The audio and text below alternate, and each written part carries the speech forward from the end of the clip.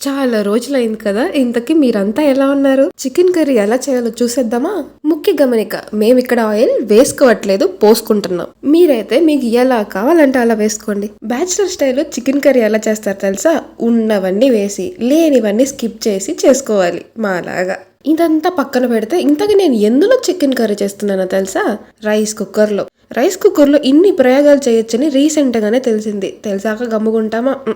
అస్సలు గమ్ముగుండం. కొత్త కొత్త ప్రయోగాలు చేయాల్సిందే ఖచ్చితంగా.